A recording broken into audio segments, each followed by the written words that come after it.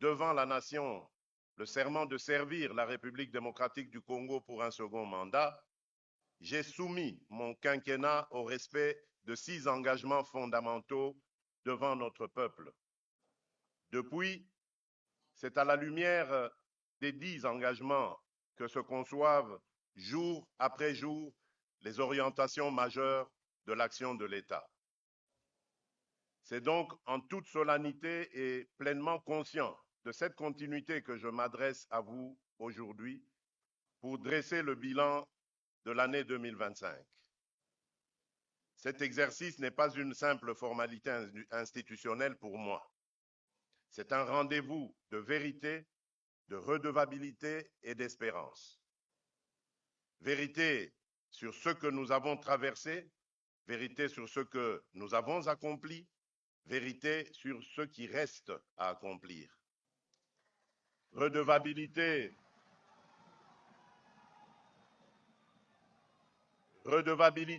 envers notre peuple qui a le droit de savoir dans quelle direction va la République. Espérance enfin, parce que malgré les épreuves, nous demeurons debout, résolument tournés vers l'avenir.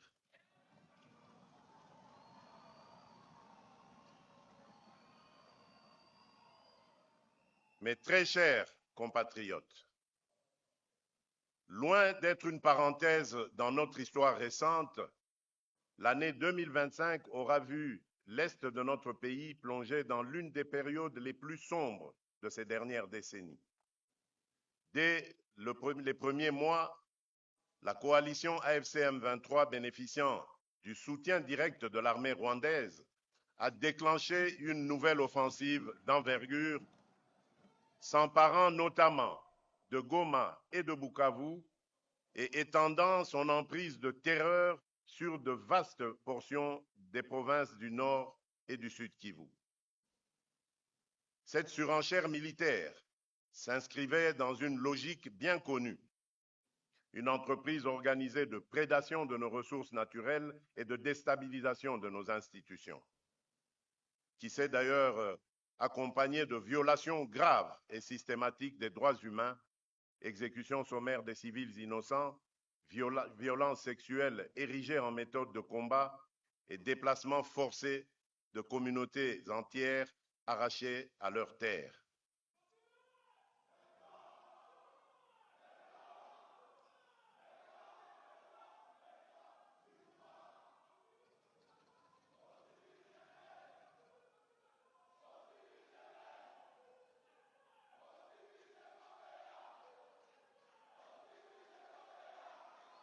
Dans le même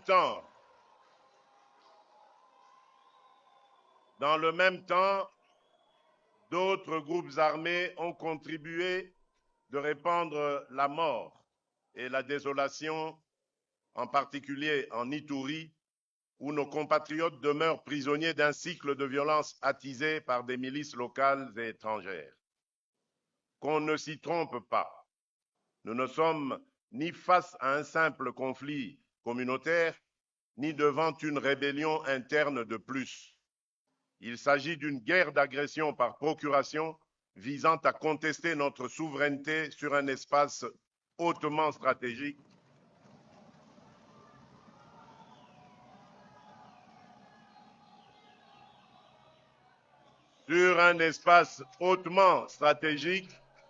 riche en minerais critiques et en potentialités économiques déterminantes pour l'avenir de notre nation. Face à cette agression, notre légitime riposte a été à la fois militaire, institutionnelle et diplomatique. Sur le terrain, les forces armées de la République démocratique du Congo, appuyées par la police nationale, les services de sécurité ainsi que les patriotes Wazalendo, ont opposé une résistance farouche à l'agresseur ainsi qu'à ses supplétifs. Elles ont contenu plusieurs offensives majeures de l'ennemi, stabilisé des axes vitaux, sécurisé des agglomérations stratégiques et protégé des corridors humanitaires. dans des conditions logistiques, opérationnelles et humaines souvent extrêmement difficiles, nos forces ont démontré un courage et un patriotisme qui forcent le respect et l'admiration.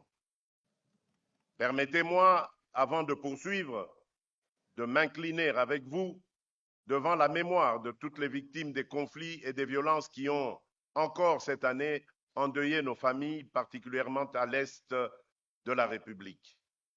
À leurs proches, j'exprime au nom de la nation tout entière notre compassion la plus profonde. À celles et ceux qui portent encore les stigmates de ces drames, blessés, déplacés, populations contraintes à la peur et à l'errance, je veux dire, votre souffrance ne nous est ni étrangère ni indifférente. L'État est et restera à vos côtés. Je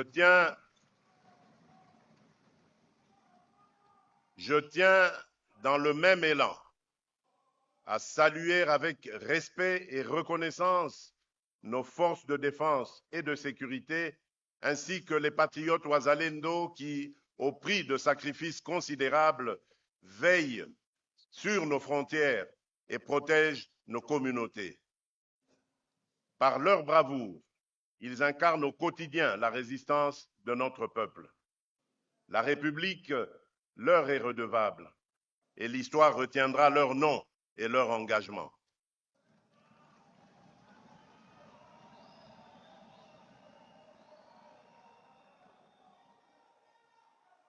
En leur honneur, je vous invite à vous lever et à observer un moment de recueillement.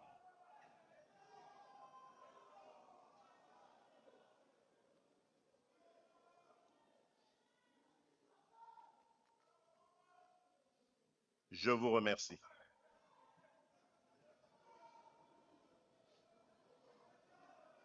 Mes très chers compatriotes, tenant compte à chaque fois de la dynamique changeante du théâtre des opérations, j'ai engagé une reconfiguration en profondeur de notre dispositif de défense avec la réorganisation de certains commandements opérationnels, le redéploiement de moyens sur les fronts prioritaires, le renforcement du renseignement et une lutte résolue contre les réseaux de contrebande qui financent la guerre. Ces efforts s'accompagnent d'une réforme structurelle du secteur de la sécurité destinée à professionnaliser davantage l'armée, améliorer la condition du soldat, renforcer la discipline et prévenir toute forme d'abus contre les civils. Nous ne tolérons ni les crimes des groupes armés, ni les dérives de ceux qui portent l'uniforme de la République.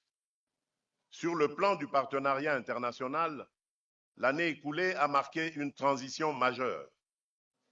Conformément à la demande que nous avions formulée et au plan de désengagement adopté par le Conseil de sécurité des Nations Unies, la MONUSCO a mis fin à ses opérations au Sud Kivu en 2024, recentrant progressivement son mandat sur le Nord Kivu et l'Ituri, avant de marquer une pause dans le retrait pour permettre une réévaluation de la situation sur le terrain. Parallèlement, la mission de la Communauté de développement de l'Afrique australe, la SADC, en République démocratique du Congo, déployée à la fin de l'année 2023 pour appuyer la stabilisation de l'Est, a achevé son mandat en mars 2025, confirmant, s'il en était besoin, que nul dispositif externe ne peut se substituer durablement à la responsabilité première de l'État congolais dans la protection de son territoire et de sa population. Ces évolutions ne traduisent aucun repli sur soi. Elles marquent plutôt un choix assumé, celui de passer d'une logique d'assistance sans horizon à une souveraineté renforcée, en consolidant nos capacités nationales et en coopérant avec nos partenaires dans le plein respect de notre Constitution et de nos lois. Sur le front diplomatique, la République démocratique du Congo n'a cessé de porter avec constance la vérité de ce qui se passe à l'est de notre pays. Cette démarche a trouvé un écho favorable au sein de l'Union africaine. Par la voix de son Conseil de paix et de sécurité, l'organisation continentale a dénoncé sans équivoque les exactions de l'AFC M23, des ADF, des FDLR et d'autres groupes armés et a réaffirmé l'exigence du retrait immédiat de toutes les forces étrangères présentes sur notre territoire sans l'accord des autorités légitimes de la République. Au même moment, et pour la première fois depuis le début des agressions répétées contre notre pays, le Conseil de sécurité des Nations Unies a adopté la résolution 2773 condamnant explicitement l'agression du Rwanda contre la République démocratique du Congo et exigeant le retrait immédiat et inconditionnel de ces forces de notre territoire. C'est dans ce contexte et avec le sens des responsabilités que commande l'intérêt supérieur de la nation que nous avons engagé 2 séquences diplomatiques exigeantes. D'une part, une déclaration de principe signée en avril 2025, les négociations conduites avec l'appui des États-Unis d'Amérique, du Qatar, de l'Union africaine et d'autres partenaires ont abouti le 27 juin 2025 à la signature à Washington d'un accord de paix entre la République démocratique du Congo et le Rwanda, entré en vigueur à cette date et solennellement entériné au niveau des chefs d'État ce 4 décembre 2025.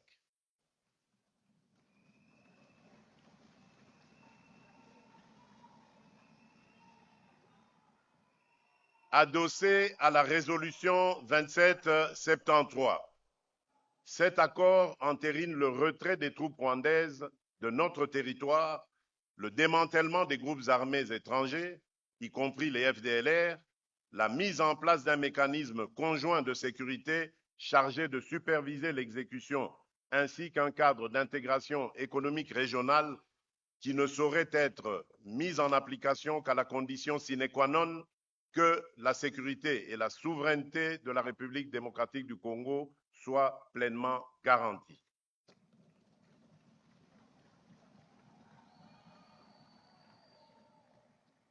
D'autre part, sous la médiation du Qatar et avec l'appui de l'Union africaine, nous avons conclu à Doha, le 15 novembre 2025, un accord cadre entre le gouvernement de la République démocratique du Congo et l'AFC M23 qui fixe les piliers d'un futur accord de paix global et définitif fondé sur le désengagement militaire de l'AFC M23, le cantonnement, le désarmement, la démobilisation et la réintégration ainsi que sur le rétablissement de l'autorité de l'État sur l'ensemble des zones occupées.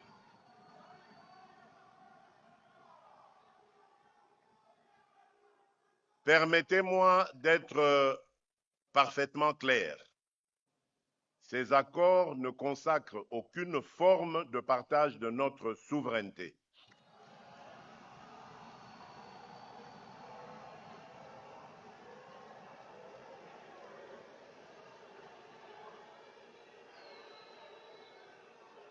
Je disais,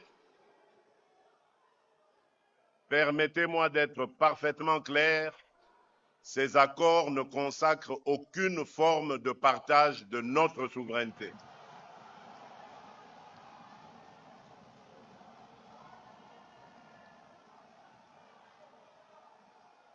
Ils ne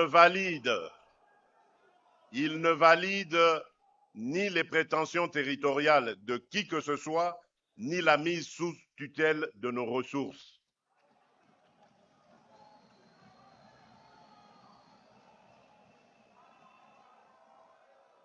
Il ne saurait non plus être interprété comme une amnistie déguisée des crimes perpétrés contre notre peuple.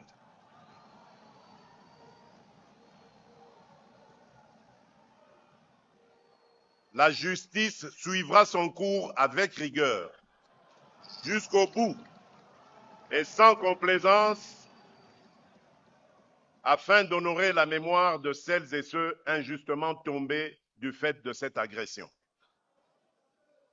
Nous assumons ces accords comme des leviers stratégiques au service d'une paix juste et vérifiable, non comme une concession, mais comme l'expression d'une volonté ferme de conjuguer l'efficacité de notre défense à la puissance de notre action diplomatique. 4 priorités s'imposent désormais à notre action. 1. Obtenir le retrait total et vérifiable de toute force armée étrangère opérant sur notre territoire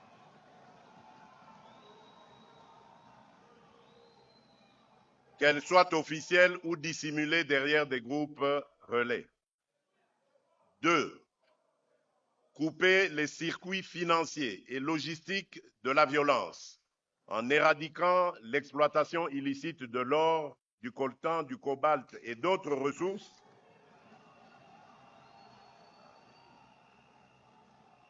ainsi que la contrebande qui alimente ces réseaux.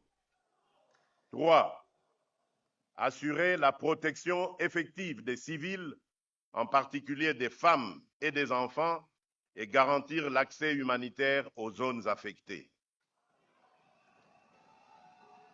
Et enfin, quatrième priorité, ancrer la paix dans la durée, en combinant fermeté sécuritaire, relance du développement local et démarche de réconciliation au plus près des réalités de chaque communauté.